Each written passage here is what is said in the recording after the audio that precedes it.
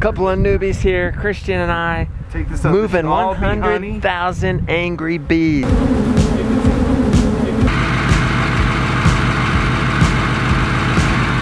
This is how we roll in Wyoming. Going to Michael Jordan, the beekeeper's house. So this is open country we're going to. So that means cows can be on the road. Right, we'll be on the road. So, Like this. yeah. That must be it right there. You can tell a permaculturalist yard. Yeah. When the front yard's full of vegetables. Yep. And trees. Will you put the Axel dog in the house, buddy? Yeah, Axel. All right, thanks, Aiden. Hey, I'm Michael Jordan with AB Friendly Company here in Cheyenne, Wyoming.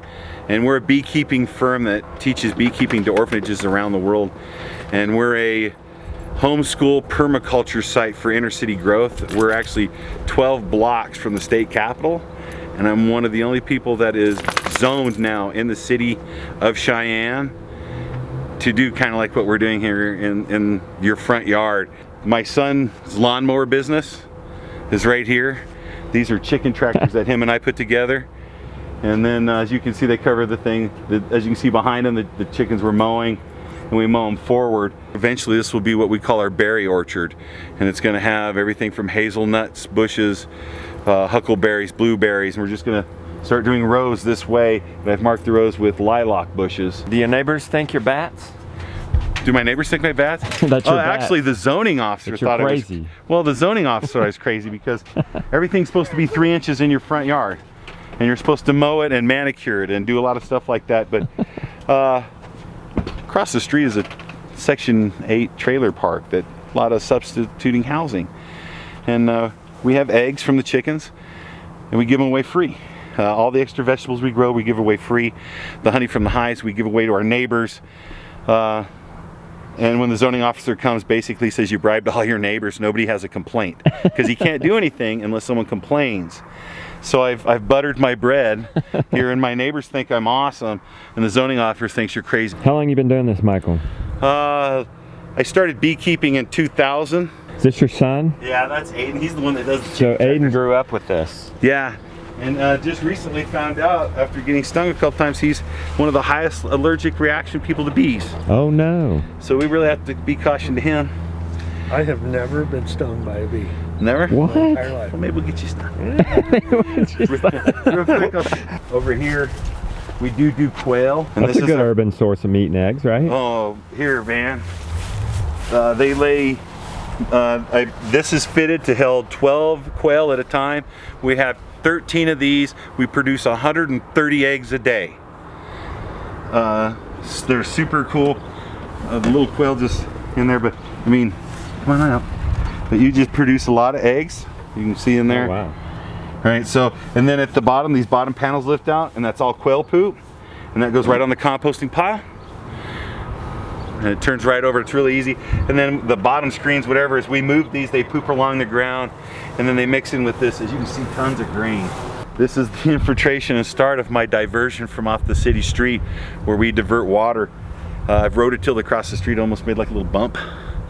Right, made it so that people slow down when they go down now. People enjoy it, the traffic slowed down, they thought that's what I was doing. But all the water that comes from all the way down the street diverts into this ditch off my street, and then it comes in here and it saturates and runs into this pond, and then down a 3-inch slotted pipe that goes all through my yard, where I get mass saturation using the grain and wood. And I mean, I'm getting growth that hasn't been seen here in almost, man, 15, 20 years. Yeah. I mean, this is, you can look right over here. That's what my yard looked like when I moved here. That's what it looked like. I have bees, so we're not spraying fertilizer, we're not doing pesticides, we're not doing anything like that. We're moving the chickens around, we move, the quail poop. I got a big dog that digs holes, we plant trees in the holes. It's free labor. There's like so many projects here that we do, and it's all outdoors. We spend our time outdoors, and our kids do not watch TV except for at night. Do you have cable, Ada? Do you have cable? Yeah, what's it called? Yeah, it's called the web. Right, he gets to watch Netflix at night. Yeah. He watches. Nobody needs the cable anymore. Well, it's too expensive. It buys your time, and Like I said, he comes out here, he can move those tractors around all by himself. His friends come over, they ask what he's doing. He says, I'm mowing the yard. Then the kids come and they want to do it, right? So he doesn't end up doing it anymore. It's almost free labor here. We feed, like I said, this trailer housing over here has some whole bunch of little kids, single parents, and grandma's actually raising grandkids because kids are in jail. I think last year we fed 13 kids for 4 months over the summer.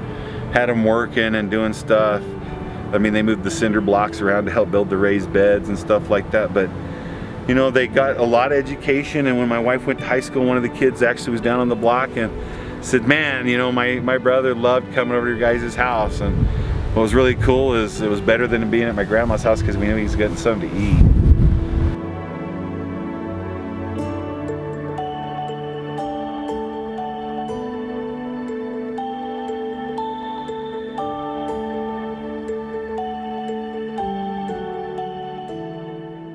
We're getting ready to move the bees and stuff. I'll show you a couple hives. I caught you. You got a mower. Yeah, it doesn't even run. It's broken. That's why the boys We caught him, Christian. And you can see I use it a lot. I use a lot of mowing. These are very docile bees. Come on over here. These are called Hawaiian gray ghost. What's good about them? Very docile. You trying to get them to come out? Yeah, here they come. What I just did is in Hawaii and stuff, the smaller animals scratch on the side of the hive and it makes the bees jump out. A skunk will do that and wrap their tail in the air, and the bees get wrapped up in their tail, and then he'll walk a little bit, lay on his back and pull the bees out of his tail and eat them. He'll decimate a hive in a week. Right, so when you see them jump out like that, they're coming out to see where they can sting. And these are just breeding hives that we have here that when we go to, they're mostly full of drones. Tell everybody what a drone is. He's a fat guy. He's got big eyes that he can see almost a mile away to see a bee this big. And he sits on the front porch and he flies around and he looks for a queen. And when he sees her, he mates her. Okay. After breeding, pulls out all the semen and stuff out of the sack and he falls to his death. Really? Sometimes hundreds of feet in the air, right, for a glorifying death. Because if he doesn't breed that year, he dies no matter what. The girls push him out at the end of the year. So you might as well go out with a flame of glory. Well, here's how it works is they say the queen runs the hive and actually she's the slave. As soon as she's bred, she spends the rest of her life laying about 1,000 to 1,500 eggs a day, every day, the rest of her life. She never gets to go anywhere, but she does get people to feed her, and she does get to have that temperament to make the hive angry and mad. That's her job. So working with her and you feed her family nice, she eats nice, usually the hive's pretty docile, but she never gets to leave and she's the layer. 90% of that beehive are female, they're all worker bees. Right, just like at home, mom does the laundry, mom does all the cooking, mom does all the cleaning, mom, all the girls do all the stuff in here. So that means there's only 10% of the hive that are males, minus one, that's the queen. So what do those guys do? They eat potato chips and watch TV all day, right? Because that's what the drones are doing. Is they hold the whole genetic line for this hive. So their whole motive is to have these big eyes and this big strong body to zip as fast as they can to mate these queens. And that's their only mission in life. Drones are big furry guy, no stinger, really nice. Kind of like me, fat furry guy. Kind of nice. You're a drone. Yeah, I'm a drone. Except I didn't die though. I didn't die. I just had an appendix removal the other day. But other than that, I'm doing pretty good. Now that my son got stung, we're slowly moving stuff out of here. You treat your bees with anything? So the only treatment I do is we take rhubarb leaves, we grind it up in a juicer and make a poultice. I put it on the front doors and I put it on the tops of the frames. And we close it up. And we do it at the front of the year when the leaves are going, and at the end of the year when the leaves are dying. Right? It's kind of like this system. I mean, you have to watch the system how the earth works. The oleic acid that comes from the rhubarb leaves is actually the potent at those times. In my observation, in the morning when the water's on the rhubarb leaves because they cone out, water sits on it, the bees come and they're actually chewing on the leaves and getting water out of them. So I think they even know how to do their own treatments, right? So by using that, when you grind that up, it releases oleic acid and it fumigates the hive. It's not like if I have lots of mites it's not going to be killing them. But it's huge preventative, and I haven't had mites in my hives in over 7 years. When we go to the bee yard, you're going to see old beehives like this. See, these are old beehives that we're modifying and tearing out. You're going to see new ones, and we're going to go see new ones. Let's go to the beehive. Right over here, you're going to see a trailer that has beehives on it. And what we're doing is we're removing bees out of hives and placing them in hives that we've constructed that will last 15 years. Very little maintenance to them. Oh, did he get you? No. No? He's trying. He's trying, huh? Like I said there, this is an area of refurbish. That's why I said we'll stay on this side of the fence until we get all suited up right there. Do you know where the suitcase is? Yeah, it's out in the barn. He'll let you taste different meads. He'll have a spiel and a half to tell you. But he makes mead anywhere from a wine bottle to half gallons to gallons to 3 gallons, 5 gallons here. Then there's 20. Where's your Speedo, Michael? No, Speedo's here. Right? You serious? Well, yeah, we teach beekeeping to kids and stuff, and you're working with a noxious insect that, as people have noticed, it's aggressively getting worse from the south moving north into America. But you have Africanized bees and stuff, and you have to be safe. We do backyard beekeeping. We teach it. Our philosophy is that we want everybody to have it. That's a little different, man. We're going to go out to a transfer yard. But they're a venomous insect. And I'm going to take you out of your home where you've been living, doing great, and I'm going to take you out and I'm going to put you in a brand new home. So, it's not going to be the same creaky floors. It's not going to be the same drafts that you like, what you're used to. You're going to be a little cranky. I'm going to take the honey from your old hive. I'm going to spin it down. I'm going to add some nutrients to it, and I'm going to feed it all back to you for this move. But I'm going to make a move, and there's going to be a huge adjustment between me, you, and your new facility. Our breed of bees are a Russian bee mixed with an Italian bee. Fast comb building, good honey producer. Very hygienic, good winterization, very mean. They're not the ones that when you were at my house I said, hey, these are some Hawaiian grays. Why are we moving them from an old house to a new house? If I don't keep the house in good condition, they get fungus, they could get wax moth. This is a preventative thing for them, as well as when I go out to the fields, eventually these boxes are made out of wood. Eventually they're not square, they kind of turn into diamonds, they want to squish, right? So we got to fix that, and then they use propolis on all these hives. I'm using a hive tool. I'm breaking the sides off these frames. I'm breaking the sides of the hives, prying this super Mother Nature of earth glue, right? And I'm popping this stuff up. It tears these hives up. So now I'm tearing up a home. We're upgrading them to something that I feel is a better home, because if I'm going to keep them, I need to be a keeper, not a haver. If you do the right thing, you don't have these problems, and we can populate the bees faster and quicker and rejuvenate population. All right, I'm going to get a little bit of mead, so that way I'm a little calmer, get a little spiritual going with me, so when we're out there, I feel good, because bees can read your tension. We want to feel good out there, right? Because if you feel good, they're good. We all get out good. All right. Are you nervous, Michael? Me? Oh, no. Are you nervous, Christian? I'm a little nervous. Remember the plan. If we panic, just walk calmly to the garage where it's dark. And this your first experience? This is my first experience being this close to this many bees. What a first experience. Yeah. I've been with them before, but the guy didn't say that they were aggressive and going to come after us. I didn't start the conversation off with, they might carry you away. Well, the first thing we're going to go out, right, is we're going to get some smoke going, because we want to docile the banana smell that comes right off the bat of warning, because these bees are extremely aggressive and they're going to come out. And we get out that yard, they're already going to be all over us. Old hive, new hive. See, there's some brood. Christian, how much do you trust that suit? I'm questioning it. You got to know, we've never done this before. Oh, thanks. Put your head back. So we're shooting a little bit of smoke right here directly. If you watch, the bees are going to start coming out the front here a little bit. This is the activity sound inside of a beehive. Dude, that's wicked. We're going to take a quilting box off. These lids are way easier to live off of. You just have to give them a little bang. How many bees are in here?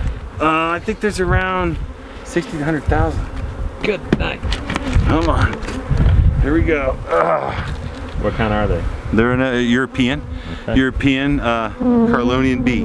We're gonna take out the honey box where they've been storing food. All right, here you guys go. There's your honey frame. And we're gonna get that over to a shed where we'll spin it. I'll give you a frame to take with you guys. You can take it home. They might smoke my camera because Yeah, all the you bees got in the one. mic. What do you think they think that microphone is? Skunk's tail. So they're going.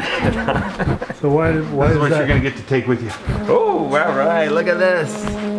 Wow. We're gonna go through a box. We're gonna move the frames out of this box into another box and then dump the bees into it. We usually go like this, break the sides. See that propolis stop? Go in, break the side. There you go. Put that one directly in, that one's full of honey. Shake the bees into the hive. Put that in, that'll feed those bees.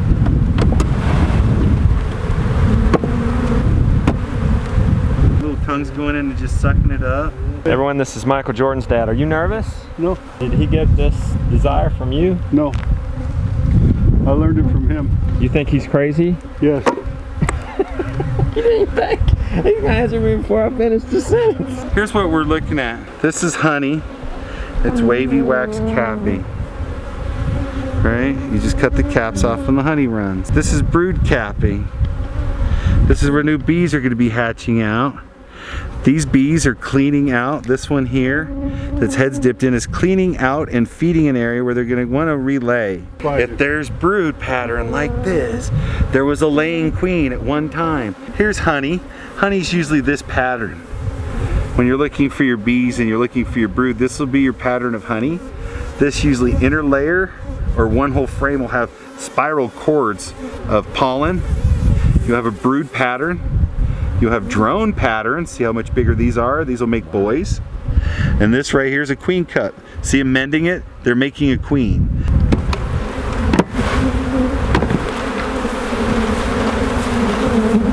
They crawl down.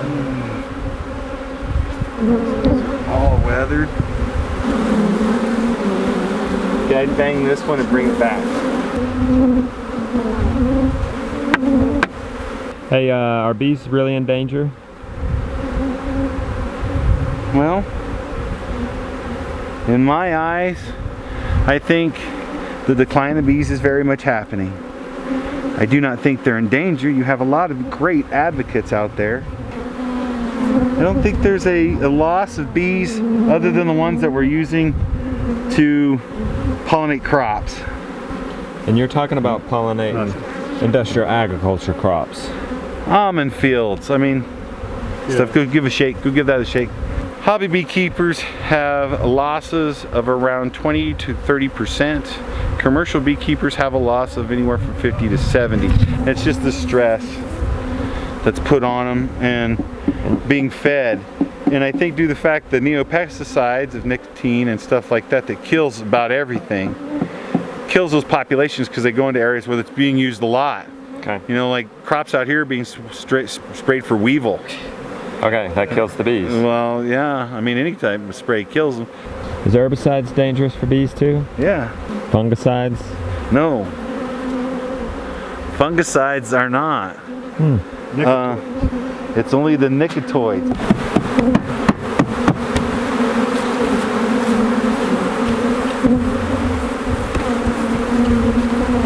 Christian, there's tens of thousands of bees around us right now. How nervous are you now? I'm not near as nervous. I'm feeling better about this whole thing. Huh. Right. Got a little meat in you, feel a little calmer. So how nervous were you at first? 1 to 10. Scale of 1 to 10. I was like a 6. I'd probably say 5 or 6 somewhere Okay. in there, yeah. Now I'm probably down like 1, maybe a 2. Yeah, I'd say 1. Maybe 2. if I get stung, that might change. Oh yeah, I forgot we're supposed to get you stung. Yeah, he's never been stung before, Michael. Have you been stung? Oh yeah, How'd it feel? all the time. Terrible. I get stung all Maybe I should look at it different now that you're telling me it's good for me. Well, it depends on your body alignment, right? Works for me, works for a lot of people. My son's deathly allergic. has actually one of the highest scales for it. Is that a big disappointment to you as a No. beekeeper? No, Because now you have to keep the bees away from the house? no, no. How do you we view got it? some bees at the house and stuff, and like I said, he wanted to come today. Heard him, but you know, I said, you know, we got bees, and he knows what he has his problem. We've got EpiPens, right? We take precautions. Okay. We wear bee suits. He just can't manage the bees. He will not be a beekeeper, but that doesn't mean he's not the guy that won't do the cells. Okay, The guy that that's true. spins the honey, the guy that refurbishes these boxes so we can put the bees in, the guy that plants the field, Good the way. guy that turns shampoo out of honey, the guy that makes Honey Nut Cheerios. I mean, in the honey business, it's a $1 billion industry. Somewhere I'm sure my son can find his niche. Lots of jobs. Yeah, and that's the one thing. There is a lot of jobs out there. If you don't think there's jobs, Did you get stung? That's done. He had his first sting. so here, let's look at it. Let's look at it before you get going. Did you get the stinger out? First thing, you get stung, right? You're gonna take your hive tool and you just start going like this. Now it's got a little honey on it, and we itched it a little bit and got some honey in it. And what we're doing is the bee stinger goes in and it has a venom sac on it. As the stinger goes in, it closes, squeezing it like a syringe into you. We cut the venom sac off. There's nothing for it to squeeze in, right? So don't pinch it or anything. You just kind of scratch it off real quick. And it's going to hurt like crazy for about 3-5 minutes. Yeah, it's got a little sting to it right at the moment. Get you some more mead. Not even hurting now. Well, that honey does a lot of that. Remember, honey's an antibiotic. It's an antiseptic, dude. Never goes bad. Nothing can live in it. You can't make kombucha in it, right? Because it dies. It kills it, right? All right, we done, Michael? Yes, I got this last box right here. Bees. Does the bottom come off, Papa? Will you hold it down? We're gonna go dump these bees in this last thing. The queen's on one of them frames. You can see the bees are already starting to collect over there. They already know where she's at. They can smell her. You can already see they're collecting at the hive. So we did really good. How painful was that sting? 1 to 10. 10, you lost your leg. Oh, maybe a 1. It wasn't that bad. Well, that's good for a first sting. That's, see, I really can't even feel it now, but it's weird. They're like dive bombing you. I'm just feeling. I'm getting a little nervous now. They are crazy on about. And I'm afraid they're going to get under my pants. Tomorrow I'll build feed for them by spinning down that honey, and we'll get them going again. And then we'll find somebody that want to buy them, Okay. right, and give them a home, right? Cool. That, hey man, we got these brand new hives with these great bees, and you know, if you want to buy them, we'll sell them to you, man, and we'll truck them to you, and we'll get them to you, brother. Okay. All right, man. I just let them eat an open feed right now because there's so many of them. You might as well let them get back what they have and just let them be bees. I mean, they're crazy right now, but they're being bees. So our best bet now is just go ahead and we're gonna go to a dark area. We're gonna smoke each other out. I mean, we're not in Colorado, but we're gonna be using hay and some sage and some incense. And we'll get some of these bees off of us, and then we'll undress and we'll get you guys going. Probably 30 bees around me before the garage. And maybe 10. Need some smoke, do you?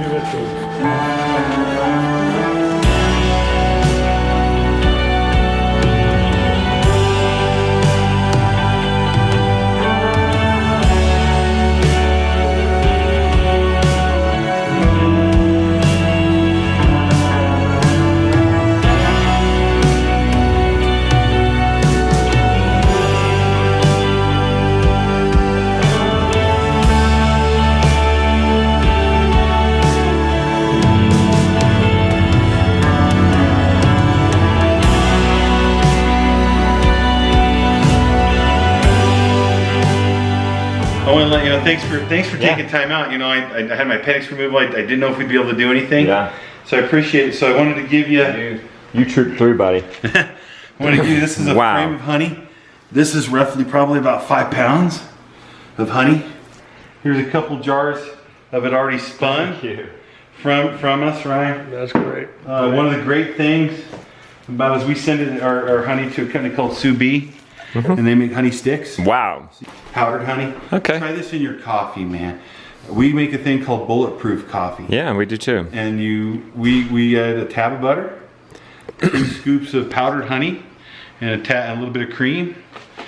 And I tell you what, I'm full for a long time. This is called Joe's Ancient Orange Mead. This is an old recipe of Viking mead using oranges, clovers, and spices. And if you're gonna drink mead, you gotta use a horn. Okay. Right? And we teach mead making Cool. courses. Like I said, we're big educational. So there's your mead and your Sweet. horn. You're really giving me a horn? I really appreciate you coming in, and this, just the reason this is kind of, you know, to show you, is this is product. This sells. This is some of the greatest stuff to sell. This is what people, it's not a, you asked about what, well, you know, you disappointed your son. No, my son's gonna be a master mead maker, man. From a, man, 1,000-year-old recipe of making mead from my country, from my family, you know. Is he gonna keep bees? No. But man, he's gonna be a great mead maker one day, and probably a better man than I am. So I wanted to just tell you thanks for coming through. Yeah. And these are just some products. Thanks for having Thank us. you and share us. Thank you. You can find me abfriendlycompany.com, abfriendlycompany, gmail.com. Look up Michael Jordan, Google Bees on Facebook. Okay. You can see us on YouTube. We do 52 meads in a year where we teach you how to make a mead a week. Oh, cool. And you can get 52 gallons of mead from us in a year. Better have some bees and some good honey, though.